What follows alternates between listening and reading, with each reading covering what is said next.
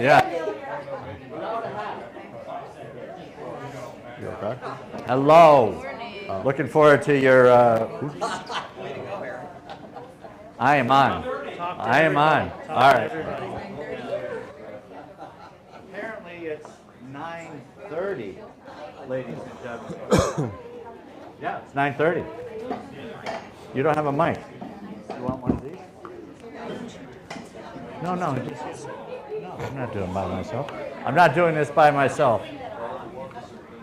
Got a great presenter here this morning. If you guys are ready to rock and roll, we have the lovely QR code to check in.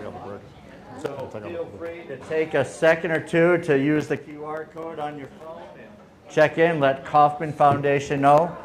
Hey there. Great to see everyone this morning. Got some new faces, and we'll get into that here shortly. Good morning. Linka Brady, ladies and gentlemen, you might know her from Clermont/Mineola. Yes. Good morning, everyone. How's coffee this morning? Lovely? Yeah, strong enough? The coffee is tasty. Beautiful. Good to have you. Have you all checked in? All right. Beautiful. So it's the big one, I think. I was told it's the big one. Yes. So are we doing, who's first? Me go, all right. Yeah. So fast track business training. So for those of you who are new in business, and there's a few of us in the room, the Kauffman Foundation is creating this fast track in association with the SBDC, LEAD, and what this is over the course of April 7th to June 9th. We've already started, Jose. Okay, right. So how's attendance? All right, cool. So this is already going on, but if you want, so we on Tuesdays, it costs like $100 a visit, no, right? Zero. Okay, zero. Okay, so it's free, but there's lots of value. So sometimes we think of free and we don't think of value, but really there is so much value that this county and the Kauffman Foundation is providing that you don't have to pay a coach for, you don't have to go to school for. It's like, look, we want your business to succeed. That's what this is all about here at 1 Million Cups. Same is true there. I will be presenting sometime in May on sales. So love to have you guys come up and we'll talk sales for an hour or so up in Eustis. It's a great little location. And we're off to the races. So you got a QR code there and feel free to visit that. And that is done couple times a year, Jose, or what? Yeah, twice. It's one in North Lake and one in South Lake. All right, good deal. All right, great. So, I don't have a clicker. okay. Let's talk I about have the our clicker. missions. Oh, yay. Entrepreneurs helping entrepreneurs. All of us here are for one same goal. We want to learn from one another, help one another, right, to succeed. And that's really our mission. That's the mission of 1 Million Cups. So keep that in mind as we have our presidents up here with all your feedback and everything that you have to share from your personal experience. How can you help them be successful in their journey in entrepreneurship? Great. Key pillars. Presentations, not pitches. I know we have some new people here. Typically in the networking world, it's all about the pitch, the 30-second intro pitch. Here it's a little different. It's all about the presentations and connecting, not networking. So it's for the community, by the community, and a welcoming space for every entrepreneur. You don't have to feel like you're being pitched to. I always pick on the window person because one time somebody came up to me and gave me their card and said, if you ever need windows, I'm your guy. That stuck with me and that kind of turned me off from the networking because I am more of a connector than that type of networking. But whatever works for people in different organizations, but here it's all about the connecting and learning about others first. Alrighty, so I know we have a few first-timers. Can you guys raise your hands so we know who you are? Beautiful, so wonderful to have you. We would love to welcome you. We are here, as you may know, every Wednesday at 9 o'clock. We start our little connecting time, 30 minutes with coffee, and we promptly begin at 9:30. And then we have the presentation. So pay attention to what's happening. Sign up to present. about some kind of key problem that you may have in your business. Allow the community to share feedback and perhaps help you find some solutions that you're searching. So definitely excited to have you. And then let us know once we're done what you liked, what you didn't like. Share your feedback with us. We'd love to hear from you. Thank you.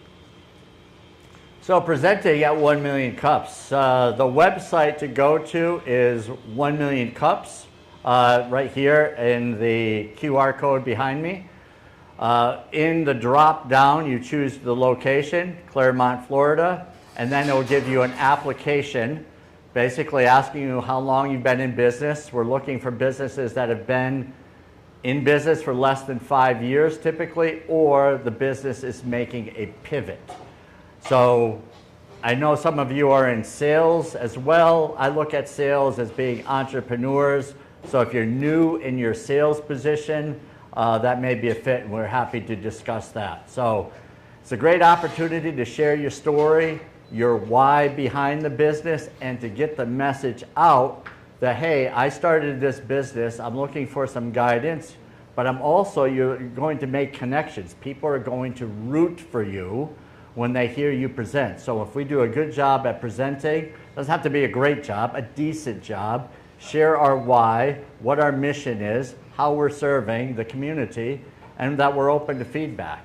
In that format, seems like people get a lot of ideas, and I think if you ask any of the people behind me on the screen, they will agree that there's tons of ideas that will come from this, and Glenn does a nice job of summarizing it all with the help of AI, so you walk away with notes as to how you can maybe make some edits and changes to your business to improve it.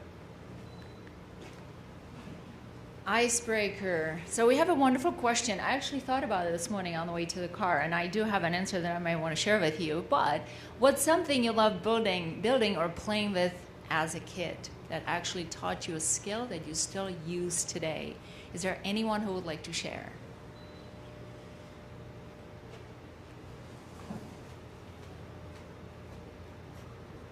Well, I used to play with Legos a lot, and in my business it requires me to build different types of equipment that are specialized, and so I have in the past built stunt equipment out of Legos before I actually built the real thing. And every time I do that, the machine works magnificently. So.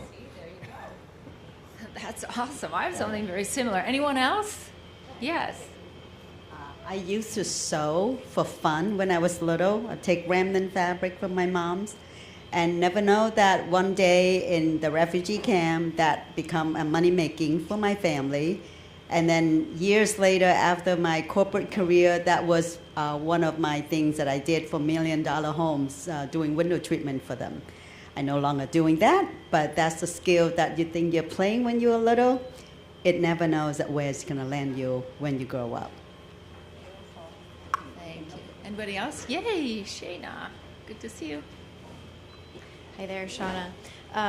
Not so much a toy, but I grew up as a Girl Scout, and selling Girl Scout cookies, believe it or not, requires confidence and sales and all sorts of things. So, just a thing that I was required to do because it was part of my youth. But, there it is.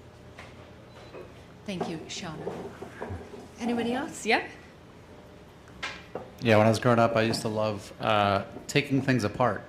I would go buy toys, or I would disassemble phones, whatever was in my house. I'd go grab a screwdriver or whatever. I'd take it apart so I can understand things, because what we see on the outside is usually far more complicated on the inside, and I think that it helps you learn how things actually operate.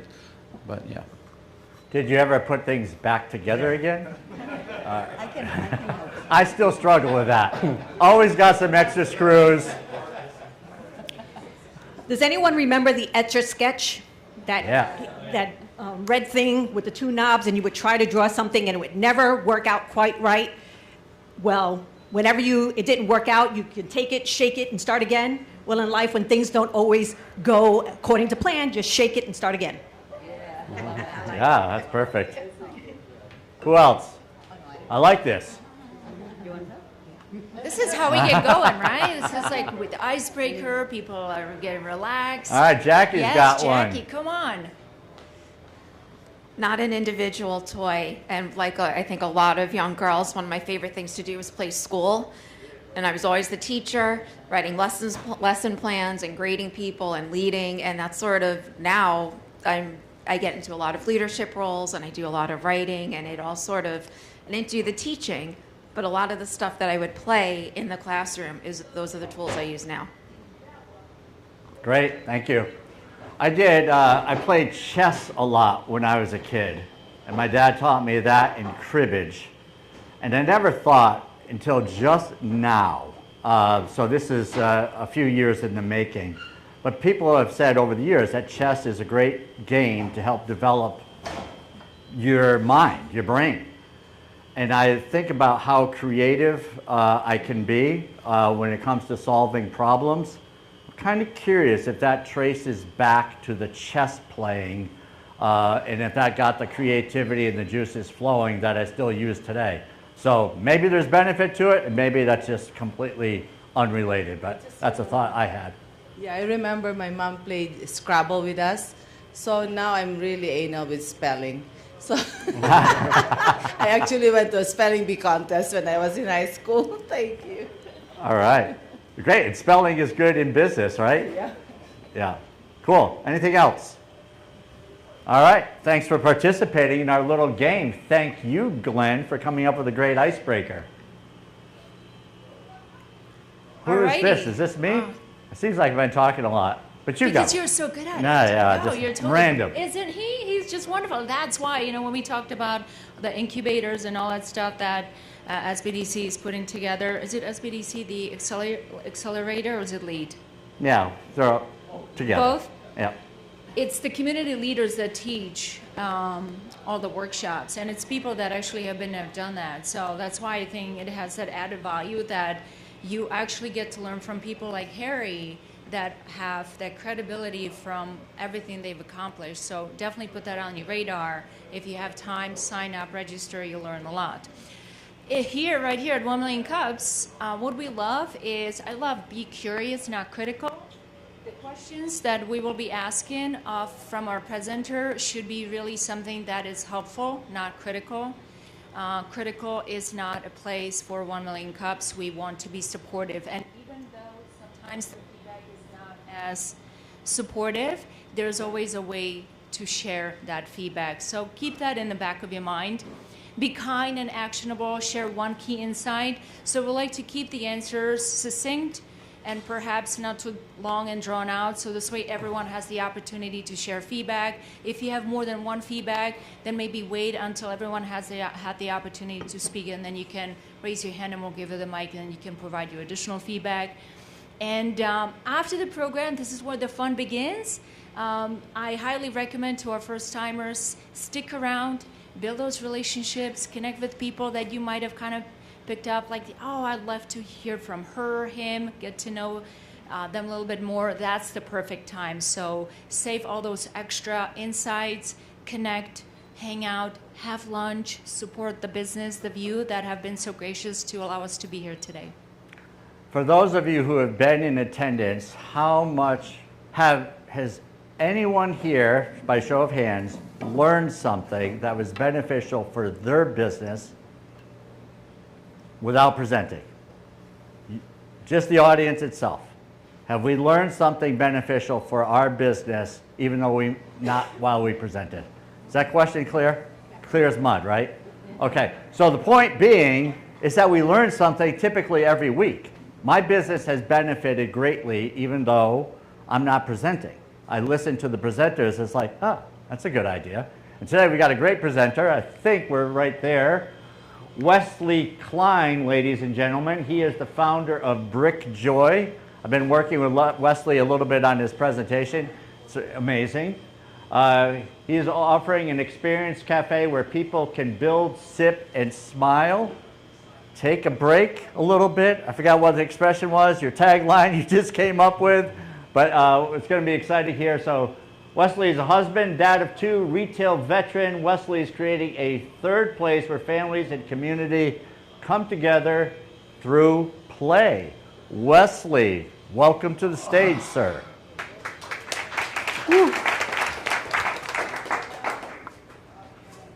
right, good morning. Good morning. How's everyone doing this beautiful Wednesday? Great. So I want to talk about Legos or bricks. Who has played or has bricks at home? About more than half. Who has more than 5 to 10 sets? Is there a place that you go to relax? Anyone ever find a place to do that? Nothing in Clermont, anywhere in Orlando, right? I'm trying to find a place where I'll go back 2.5 years ago. I had, a medical issue where I had an anxiety attack at home. I didn't know I would have 8 firefighters in my house that brought me to the hospital to realize, hey, I needed to slow down. I worked in retail for over 25 years. I had a boss that, we'll just call it, like to micromanage every single day to the minute. And it got to the point where I just needed to, the snap happened for myself. I took 10 weeks off of work. And for me, Lego allowed me just to calm down. And the click happened in my head saying, I need to figure out a way of how to tie this to mental health or mental wellness. I started an online, doing t-shirts, doing stickers, and we did pretty well. And we're still doing pretty well. We're on Etsy right now. But I want to take it to the next level. So my next chapter, where I'm trying to figure out, is how do I create a cafe or an experience cafe in the Clermont area, because I've been here for almost 5 years. I love living here, but there's nowhere to go to take kids or adults just to slow down and just stop as the world continues to spin. And I'll just leave it like that. Right. So experience cafe, connections, creativity, visits. So this is a place we build with bricks. So we will carry Lego, we'll carry other sets, we'll have different events. I do want to do ice cream or Incredible Ice, which is flavored ice from Hershey. So it's a little different. I'm looking to do coffee. We're looking to possibly get a beer and wine license and have a great beverage selection. Hours, we're looking between 9 to 9 every single day. And we found a location that works for us near the movie theater out here in Clermont. There's a lot of schools, there's a lot of doctor's offices, or just religious, places. The National Training Center is down the road. You also have Special Olympics. So we want to be at a place, as I mentioned, your third place. So not home, not work, but the place that you come and enjoy and have fun. Oops, go back one slide. So a lot of people are glued to their screens. Am I wrong? Kids, adults, every day people are glued, looking at what's going on. People are betting on all different things that are happening in the world, right? There are a lot less places for people to connect and meet. Yeah, people go to bars, people go different places, or downtown Clermont, but we want to be a place, I said, for community. I'm trying to think what else am I missing. As I mentioned, third place to be. We want to change builds every month. Part of our business plan is to donate sets every month that people build to the hospitals, for kids, for retirement homes. So we want to continue to keep builds changing per month based on season. We want to do stuff, we have events planned all the different time, and we have memberships tied to different discounts to get people to continue to come back. So it's not a one and done kind of shop. We want people to come all the time. We are working on printing 3D bricks. My wife has a bunch on the counter. So if you guys want to come afterwards, the first version she has, these are used as collectibles. So as kids pick up ice cream, so think of cherry as red, yellow will be lemon, so different flavors. As you collect all 12 of them, then you would get a prize. We want to do golden eggs as collectibles, where inside you might win a Lego set up to $100, you might win a pin, you might win a Lego flower. So different things where you would collect more of these, and then as you collect more, you continue to get rewarded through it. So different ways, they continue to find different ways to get people to come back and shop. Right? We know Clermont is continuing to grow. It's an amazing place. As I said, I've lived here for 5 years. I go to Disney religiously. Probably some people in this room do also. but it's a 45+ minute drive, costs $100 plus every time you're going there, right? We want to find a place to keep it local, right? It's going to be hot coming up during the summer. We want to find ways to, to do events with STEAM events for kids. So during the day, homeschooling. So for the homeschool parents in the room, if there's any, how do we do stuff around there? So to get the parents to bring the kids there, just make it a fun place. We're at an opportunity right now where we're trying to raise funding to get it open. We've run the numbers. We're working with Jose and Caesar in the back. We've talked to a couple banks, but we're in the process right now of trying to raise funding for the place to at least get the doors open. And then there's all these other avenues where we want to partner with people in this room of how do we work together and just make Clermont the place to be. I worked for Best Buy, we'll say, for the last 5 years in Orlando. I traveled everywhere from Daytona down to Melbourne Beach, all the way in between, and I want to be here. I want the community to grow. I want the economic to grow. We've talked to the Chamber of Commerce. They're very excited. We've talked to the City of Clermont already. They're very excited. I want to be different, and keep the local community here. So the money that we're looking to raise helps with build out, right? We've already run the numbers based on what we need. We've partnered with coffee shops already, and I said certain vendors that will give us stuff at a discounted price or for free to put in the shop. So our numbers, what we're looking to raise, isn't crazy amount, but it's going to help get the doors open and and continue phase 1 of the plan, which would then move into a wellness kind of area where we want to try to figure out how to do more stuff with wellness with kids and adults, and stuff like that. Right? Here's my daughter, right? I got 2 kids. My wife is here, so I said right here. Been a Clermont resident, said been here for over 20, been in retail for over 20 years. And then we're looking for guidance. That's one of the phases we're at right now. I have all the plans, I have all the designs. Everyone we talk to looks great. I want to come here today to get a different opinion, right? People I've never met before. It's not a friend, it's not a family, but someone that can give us real feedback today to help us take this to the next level. Great stuff. Wesley Klein, ladies and gentlemen. Great job, Wesley.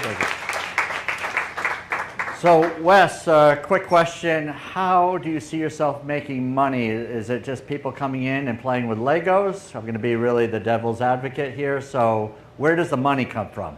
We're looking at, there's multiple revenue streams in the area. So, we'll start with the coffee, start with the ice cream, start with the beverages, have a very high margin in there. Some of the vendors that we're working with, so we want to sell Lego sets. We want to sell other sets from that are out there. We want to do experiences in the store, so different experiences where at night it might be, trying to think of the events that we're doing. I've had them all, I'll come back to them. But different events with the kids where we make margin on that. We want to do memberships. We want to sell online. We want to do delivery. So you can't get delivery, Lego sets delivered most places, or even gift wrap for events. You're thinking of it, you have a birthday party you got to attend, you forgot a gift. We want to get it wrapped for you and get it delivered to you within an hour or within a radius of where the shop is, stuff like that. I'm working with a company right now that does subscription boxes. So, down the road to get subscription boxes set up there. We want to do stickers. There's t-shirts. So there's a whole merch area tied to help make profit. And then down the road, when we go into the wellness side of it, is we want to figure out how do we build insurance and take that to the next phase. Cool. Who else? All right, do you mind if I begin? Yeah, go ahead. I'd love to, though. I love doing this kind of stuff. So do you have a validated business model that you're basing this on? Have you tried something on a small scale? Because $200,000 is a lot of money. So if you're looking to raise money, if I were your potential investor, I would want to know, what have you done before this that's validated, that shows me that you know what you're doing? Or do you have data, some sort of a minimum viable product, right, that you've launched that's been successful and you're ready to grow to the 200K level? So when we ran the numbers, at a 12-hour day, you're looking between $1,500 to $2,000 a day. You're averaging about $166 an hour is what the numbers break down to make profit. And the numbers are based on, are those hypothetical numbers Those or are the actual? Those are Okay. hypothetical numbers right now based on coffee sales, based on sets and stuff like that. Yeah. The location that we're looking for right now, there's no coffee shops, there's no ice cream in the shopping center that's there. We want to partner with every employee. Everywhere I've ever worked for Best Buy, there's always been a Starbucks or a coffee shop that's always been busy, and you would have employees every day with their cups. So we want to work with all those employees as here, come to see us before you go to work, or the movie theater, come see us after your event. When you look at coffee shop numbers, either small coffee shops that are in the area, they're averaging between $2,000 to $3,000 a day. Minimum just in coffee and pastry, stuff like that. No other experiences, none of the other stuff that's out there. Lego shops that are not Lego, but a third-party Lego shop does between $1,500 to $3,000 a day. When you combine them all together, I'm expecting to say between $1,500 to $2,000 on a low side. As we start getting into more events, we start getting into the weekends, we're going to be doing a lot more than that. Thank you. You're welcome. All right, I just want to qualify. I had absolutely no idea that you were going to be talking about Legos today. It might have been the brick that's been. So I guess this is just a God thing. I don't know. Having raised 3 kids myself, I had a lot of Legos in the house, and we had all of the Lego kits. This is just a suggestion for you, maybe for an idea for an event. Yep. I always wanted to have a party where the guests would come in and I'd hand them one of the instruction things, and there's a big bucket of parts, and everybody just starts trying to build their whatever it is that's on the instructions, and whoever does wins the prize. So you could do something like that where every time have people come, have a contest where people come in, you give them instructions, and everybody has different stuff, but all the parts are just in a big pile. Yeah, I mean, it's a great idea. We have some of the. I figured you probably already thought of it, but I didn't know if maybe this was a God thing I needed to tell you. No, it's good. Thank you. I thought you were a plant earlier. You're coming up with that. I looked out west and I'm like. So I actually have 2 pieces of advice that can answer this question. One kind of builds off of Linka's question for you. A really easy way to get the validation that you're going to need for investors is going to be set up, if you don't already have a URL and like a homepage, just create a single landing page with a submission for an email. And all you're going to do there is ask people, hey, do you want to know on updates and interest when this is going to happen? What you're building is your list of prospective people that are going to spend money in your store. And when you go to investors and you can, go on to Facebook groups for homeschools or all the different places, start building that interest list. Then when you're going to these investors, whether they're like full-scale investors or angel investors, you're able to say, look, I've got a 5,000 person waiting list of direct contact info. These people want updates. Here's my proof of concepts. And there have been lesser companies that have done that and sold the company idea just off that alone and didn't even build the company, let someone else do it. So I know that that's a valid way to actually build your proof of concept, and it's as low cost as you can get because you can buy a URL for like $6. Yeah. The second piece I would say on the investment side specifically, is kind of twofold. One, if you want to go very traditional, you're probably going to need to make sure you're incorporated if you're not already, because they're going to want shares. The second piece of that is, regardless of if you go that route, start with angel investors. There's a ton of websites where you can put your information, shop around for angel investors, dip into your local pool of people you know. Angel investing doesn't have to be $10,000, $20,000 investments. It could be $500 from Grandma Jean because she believes in your vision. And as long as you keep records of it and you tell these angel investors and have solid contracts, you can get to the $200,000 mark a lot quicker than you think. Thank you. Yeah, it's. I've thought about the angel investing side of it. I haven't gone down that rabbit hole yet. I do own a URL. It's brickjoy.co.cl. I'm in the process of building a website, so we're trying to figure it out and get it going. But yeah, the email list is definitely on my ideas to get going. I had a few ideas for you. The very first thing that came to my mind before you got to your ask was that this would be fantastic for team building. for corporate and business type team building stuff. And once you got to this slide, my brain went to, well, how can you spin that into something? You could do this as a mobile thing, almost like a brick party. You can advertise it as team building. Like, I know I lead a networking group, and we've been looking for team building activities that are like inclusive, where they're not people who can't walk well can participate. This is beautiful for that. So I would encourage you to do something like that and kind of market it that way and soft launch it before you have physical brick and mortar space. No pun intended. There's also Once Upon a Creation on South 27. Kathy Lee owns it. She does all kinds of kids' birthday parties and things, and this is probably something where you could maybe partner with her and introduce, brick building kits as part of her birthday party offerings. So she might be open to that, and I can introduce you if you want. Perfect. And then when you get this off the ground, I totally think this is Shark Tank worthy. It's my favorite show, and this is brilliant. So good job. Thank you. All right. So me being a domain guy, the first thing I said is, why don't you own your .com when right now it is only $1,500? You can get it for $60. Please go buy it before someone else does. It's the first thing I'm going to tell you from a brand standpoint. I'll sell it to you for $3,000. I was already back I here. just bought it. I was like, hey, I'm going to go buy it. I'm going to say, hey, now it's $10,000. But I do own brickjoy.co. So That doesn't matter. Okay. Go get the .com. I'm telling you, just from a standpoint that it's that cheap right now, go buy it. I've rarely ever see any domains, from name pros especially, that are less than $3,000 to $4,000. So it's already at like a stupid price. $62 down payment. Go and get it. Don't waste any time there. The other thing, like I mentioned, is I've already tried opening a space here. I ran it for a month here. I told you that I've already built a platform that will run this whole business pretty much, with subscriptions. We got a back end for, blog posting. We got the back end for all the memberships, all the waivers, all the contracts, all the revenue tracking. Literally, the whole thing is already built. So, from my experience, I really, really hope that this location is the differentiator in a space, because I did have a really big space, but I was in a weird spot. But in that time, I got a lot of positive feedback that said, oh yeah, we're going to sign up and we love this. And I'm going to bring my kids here. And I said, well, why aren't you guys doing it?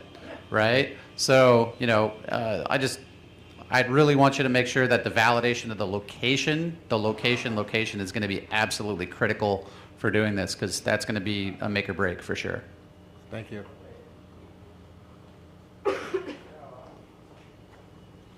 So I had sort of the same thoughts as some of the other people here. My first thought was parties. And I can see you not wanting to do the parties in the location, because then it takes up the whole spot and you have to close for other people. But going to someone's house for a party, like when my daughter was little, we hired someone to come in and do like a tea party thing for the little girls. I think that would be wonderful. I definitely would have done a Lego party like that, had someone come to my house and do that for my son. Absolutely. And to Shauna's point, to start doing that type of stuff now, to build that recognition, build the brand recognition, get that validation that you're going to need. I mean, that's something that you can start, next week, pretty much. Just start getting everything out there. I think that that can help you a long way to getting established for the brick and mortar. Thank you.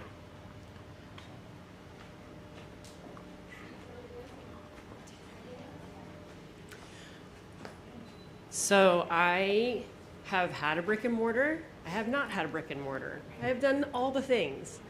I can't impress upon you the importance of what you're hearing from these people about doing it now. Don't wait till you have the space. Yeah. Create the experiences that you can put into environments now, because that's how you're going to get known. And it's also going to build your audience. And that may take years. And you have to be okay with that divine timing. Exactly. Yeah. So if they can see that what you're doing is people are picking it up and booking you and booking you and booking you, first of all, your overhead's way lower. Yeah. Way lower. And you can work out all of your drinks and and that's part of your packaging. that's my suggestion, is that you really evaluate how can you show that this is going to blow the doors open once the doors are open.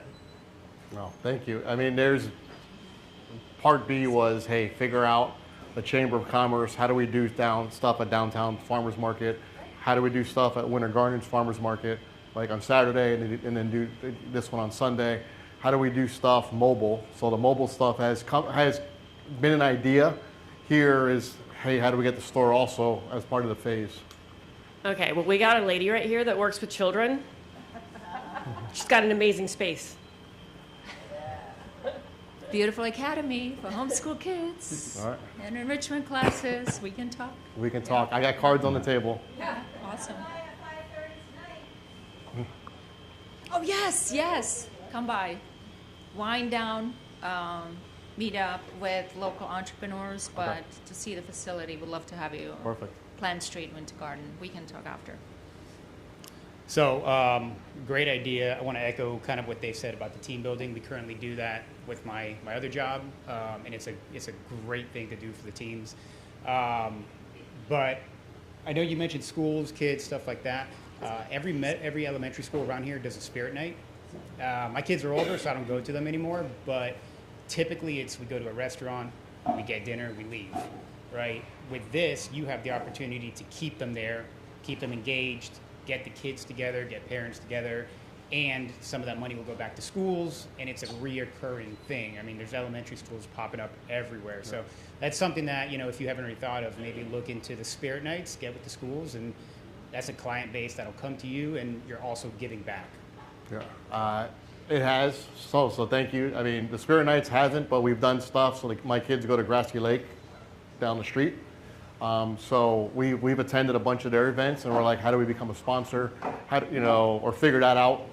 We also try to figure out how do we do coupons. So I know the kids get coupons. I know like Roadhouse does, like, kids get a free kids meal and stuff like that. So how do we do stuff with like, hey, buy one get one ice cream or stuff like that? So we're trying to figure that stuff out.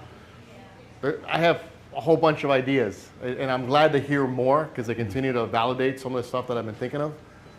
So I'm just, that's where I'm at. I wanted to encourage you to think outside of that box even a little bit further. And I'll give you an example of how I have used Lego bricks in like a corporate setting. I was facilitating a workshop, and it was about, how to build training materials, right? And the interactions and the process of that. You can teach people processes and communication skills using Legos, right? So if I build something where you can't see it, for example, and then I try to just describe to you what I've built, you'd be surprised how often that fails, and it demonstrates communication and how precise you need to be when you need to communicate effectively. Just an example of how it can be used in a way that probably you haven't considered, but corporate America is doing it all the time. And you can sell that to even local businesses to help them communicate as teams. No, thank you. We'll definitely talk after. She stole a little bit of my thunder because that was half of my idea, was the corporate angle. But harking back to the, you don't want to close down your physical space to have a big group. Well, if you had a fleet of vans that were wrapped with your branding, and you could show up at a house and do a birthday party, or you could show up at a corporate and do a corporate leadership event, and then anybody who's driving the van, your brand is running around town, and people are saying, "Ooh, what's that?" So that would be a way to get the groups out of your coffee shop space, spread the brand, make it easy, because if you had everything racked and stacked in the back of the van, and you could even throw a soft serve ice cream machine in there. So you really are a party on wheels. And then, of course, if you're going to a corporate event, you could have, adult beverages and other things, obviously. But I think the wrapped vans would really get your brand out there, would give you a mobile presence, and you could just keep that from an investor's point of view would make you look golden, because there's no limit to how far you could expand that. You're not, you don't have 4 walls, and then when you get to the end of the 4 walls, you can't expand anymore. So think bigger. Thank you. One couple of points. One is thinking out of the box about the investment. I mean, as much as you can do to get the equipment as a lease, for example, from the vendors instead of buying them, just leasing them. Getting the inventory from the bricks as consignment instead of buying the inventory. Getting the TI from the real estate piece instead of doing all the remodeling yourself. So kind of trying to decrease the initial investment as much as you can, because the location is the thing that you have to be careful, right? I mean, if you are paying too much of rent, then it will put a lot of pressure on the business because you need a lot of volume to be able to pay the rent. So those two things are critical, you know, making sure that you have a location that is according to the volume that you can attract, that you can pay, and is not going to be a stressor because it's a fixed expense, and normally it's 5 to 10 years of contract. So you don't want to engage in a long-term contract unless you are sure that you can really get it done. We got time for one more? Yeah, I don't know. These are all really great ideas, but I think we're kind of getting off the base of what he's originally trying to do is give us a third place to go, not home, not work, an actual place to go. Whereas with bringing the stuff to people, you're keeping them in their home, you're keeping them in their space. This gets them out where they're meeting new people, they're seeing new things, and I think that's the thing that's really going to get people to come on board, is that this is offering people an escape, and I think that's what people need these days.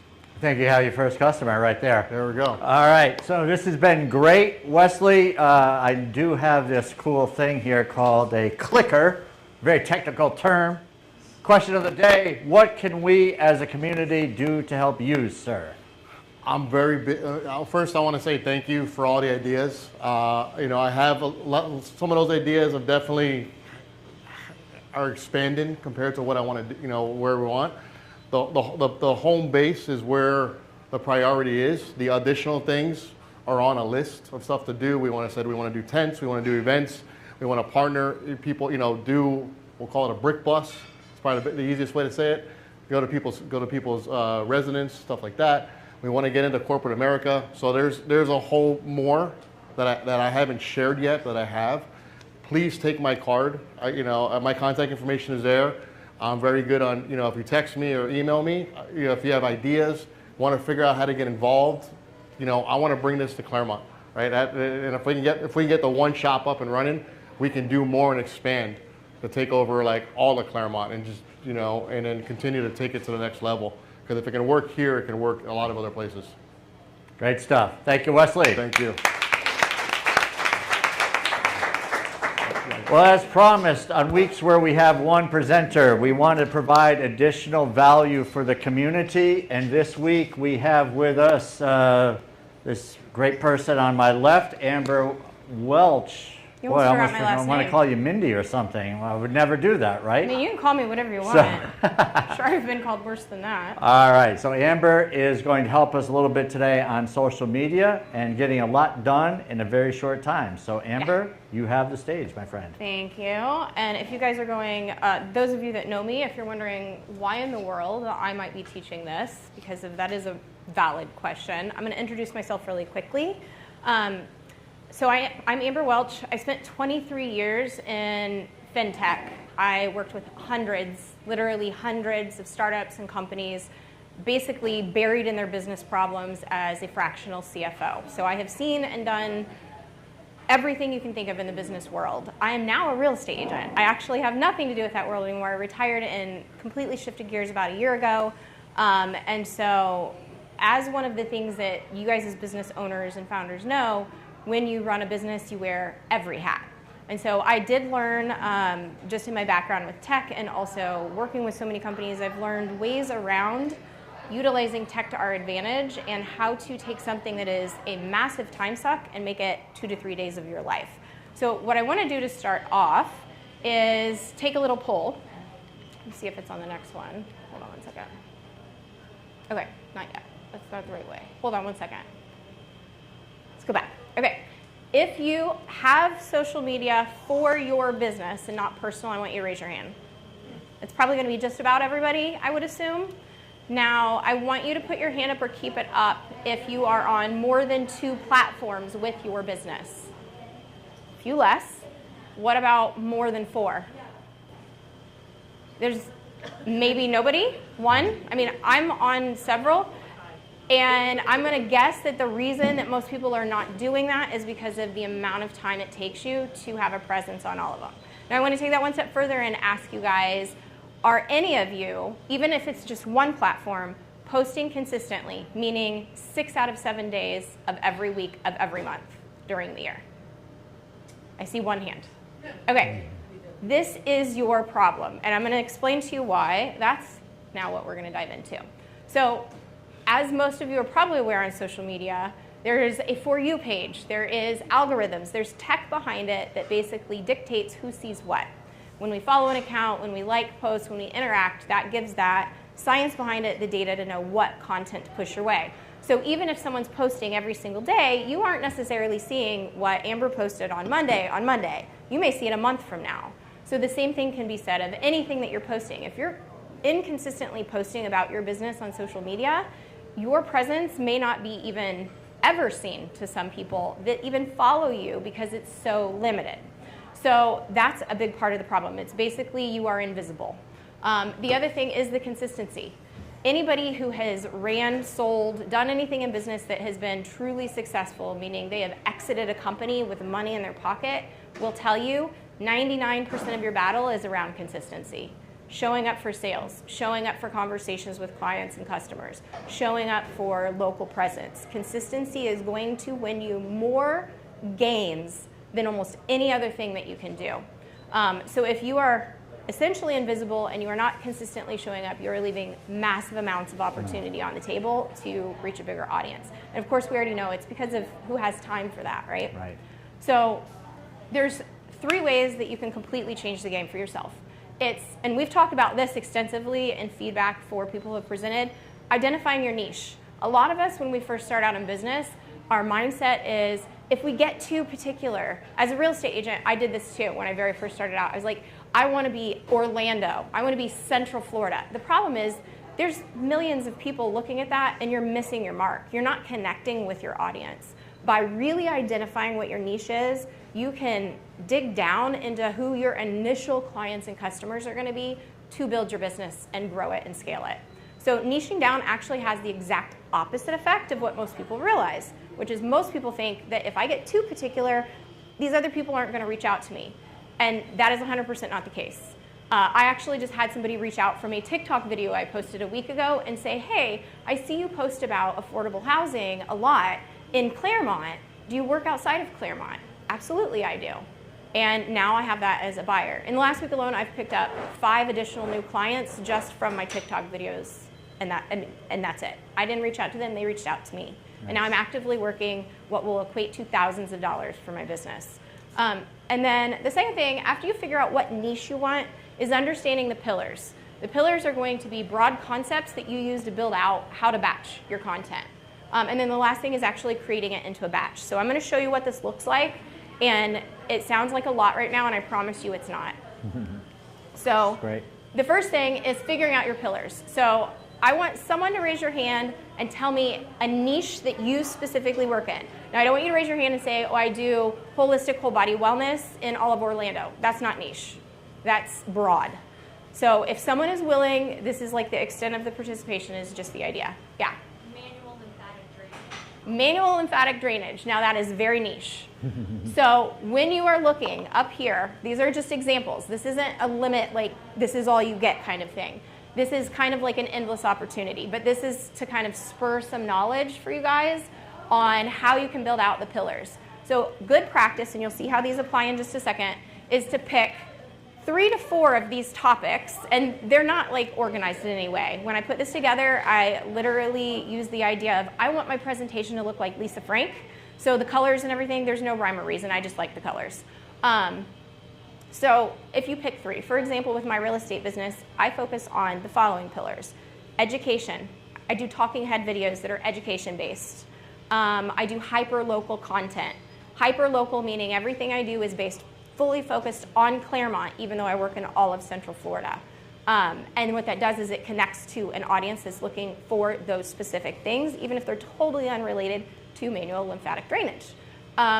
You can also do engagement or humor. I mean, so the idea is you pick 3 or 4 of these that resonate with you, that you think I can come up with ideas around this, and then put those to the side, right? So mentally, we're just going to take 3 ideas off of here, and we're going to say, okay, we're going to categorize these over here and hold on to that for a second. The next thing you're going to do is build out a plan. Now, I will tell you, the first time you do this, you might want to allot a little bit more than 2 or 3 days because you got to kind of plan it out. But put it on your calendar. Set a meeting date with yourself and stick to it to do this. You will thank me later, I promise you. So the first thing you're going to do is come up with a plan. This is the content calendar that you can use and repurpose every single month. So if you look at my content, which you'll see a snapshot of in a little bit, or if you go look me up, it's Amber in Orlando on literally just about any platform. The only 2 I think I'm not on is Threads and X. Otherwise, you will find me by looking me up. You will see the same thing. It's the same content on every single platform, every single day, and month over month I follow a similar pattern. But unless you go look for it, and even if you do, you might not notice it. So what that means is on the 1st of every month, I'm using education. On the 2nd of every month, and so when I say plan, you're coming up with your pillars, and then you're assigning it to a calendar, which you'll see in just a second. The second thing you're going to do as part of this monthly process is you're going to create the content, which you're sitting there thinking, 30 days approximately every month of content sounds like a lot of work, but there is shortcuts for that as well. The only thing that I actually sit down and it takes any amount of time, and usually it's under an hour, is the videos I create. So I typically in my calendar like to have 1 talking head video a week. For me, those are educational based. I sit down and I film them all in about a half-hour time, and I'll explain how I do that as well. And then I edit them kind of as I go and schedule them. And then the final thing, and this is the part, like for me, you really do spend most of the day doing the creation and most of the day doing the scheduling. The first part, the planning, that's a one and done. Once you do that initially, just save it and repurpose it for each month. I promise you, no one has ever said, Amber, your content is the same every month, because the content changes. The only thing that doesn't change is the plan. So what this looks like, once you create your calendar, this is an example. And you'll see there's some holes in it. Those are where I would insert my talking head videos. So then what it looks like is once you've come up with this and you said, okay, on Monday the 1st I'm doing education, Tuesday I'm doing something hyper-local, Wednesday on the 3rd, that's going to be an education video. Then what I do is, I'm a little analog even though I'm mostly tech. I will sit down and I'll say, okay, for the month of May, I'm going to need 7 videos. And then I'll brainstorm, what do I want those videos to be about? What do I feel like my particular audience and client wants to learn about this month? And I brainstorm those ideas, and then I go in to my AI of choice. And my little trick with when I use AI, I used to try to type all my prompts, but what you do is you lose the connect between your flow of thinking and what you're actually wanting. So what I do is I put an AirPod in, or I just hit like the little button that looks like a microphone, and I conscious flow, like word vomit into my AI.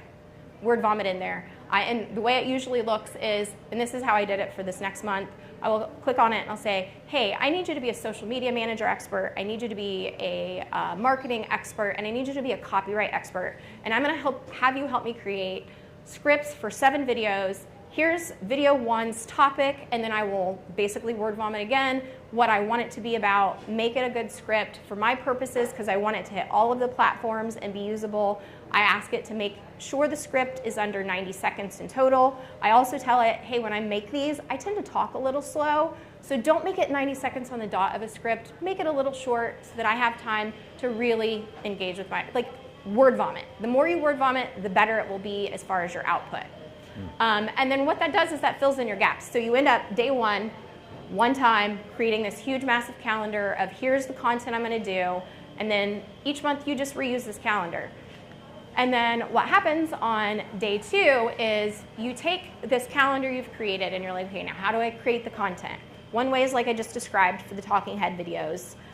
The other thing is there is a ton of different tool creations that you can use that are either free or nearly free. I am seriously a cheapskate because of my background in finance and as a CFO. So I do not like to pay for things.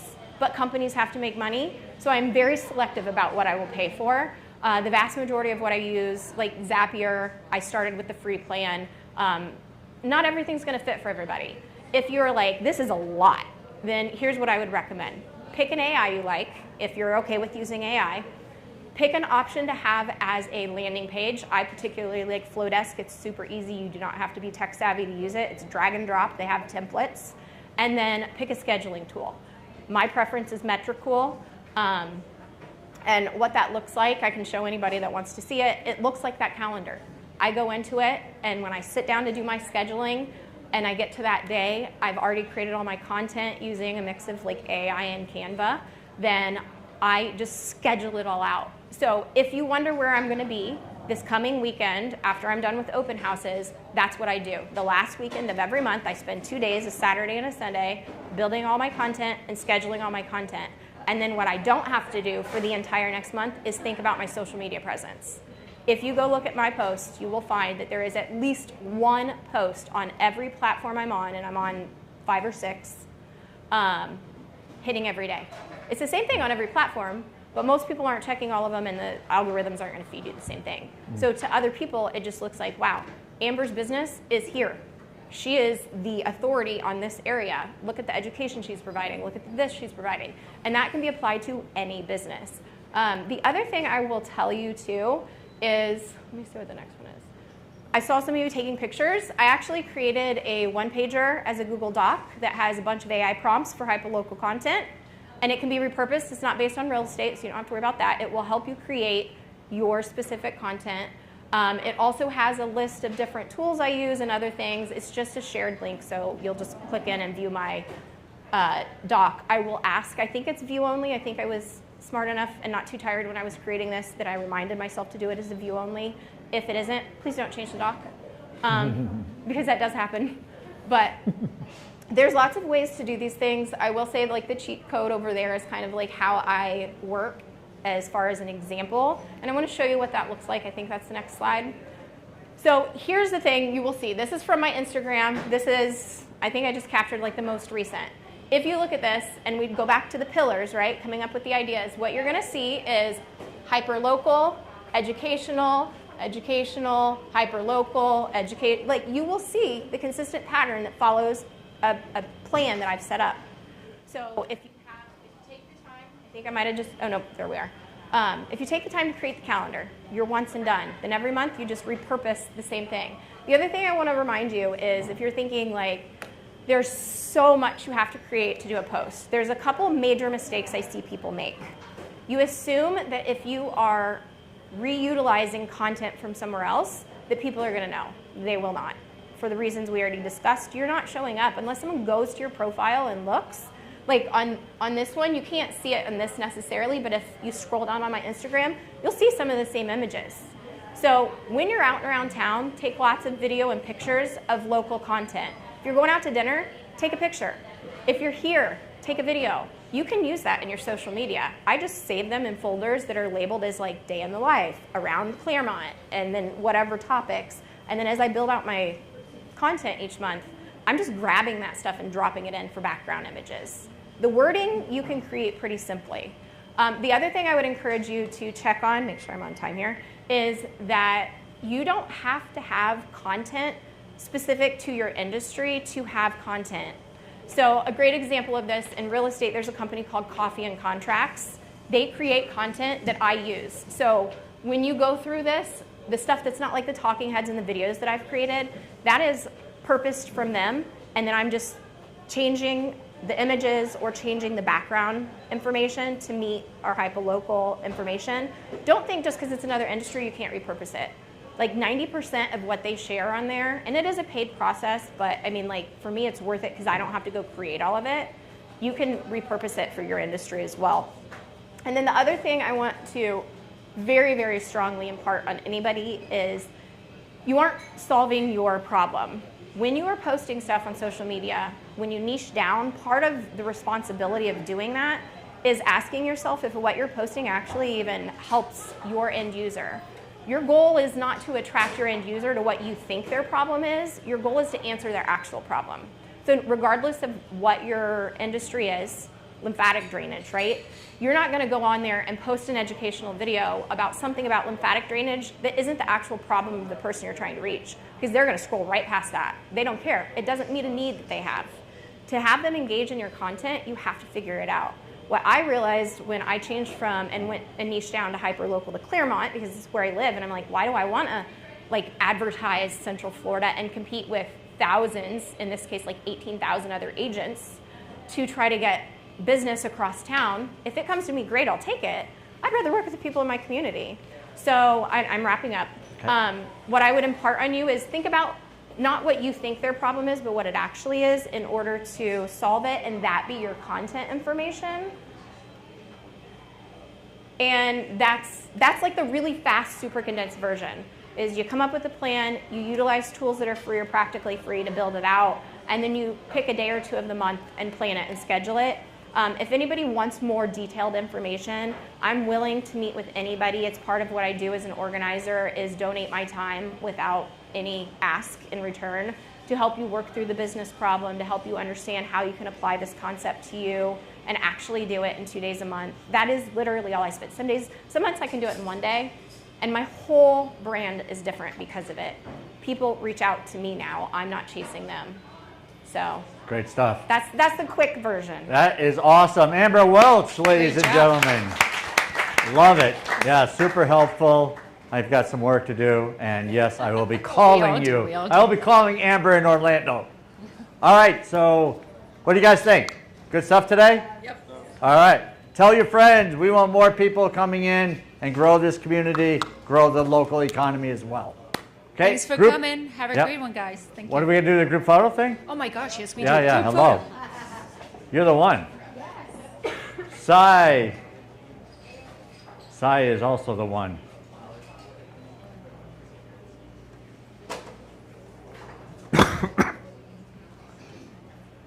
So what do we do, Sai? Lenka, what do we do? Do we put our finger up? All right. One index finger up, I believe.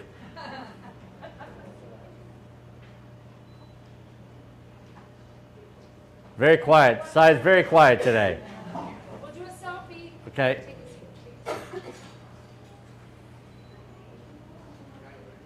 Ready? We are ready. All right. We're looking great.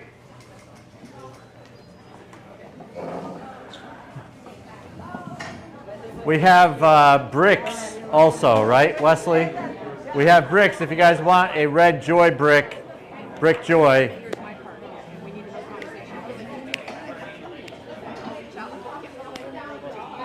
Oh.